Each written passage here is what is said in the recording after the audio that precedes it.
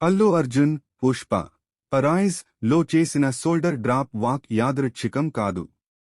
ఒక lorry driver body లాంగ్వేజ్ను గమనించి తన క్యారెక్టర్లో అద్భుతంగా చూపించాడు. ఇప్పుడు అది గ్లోబల్ ట్రెండ్.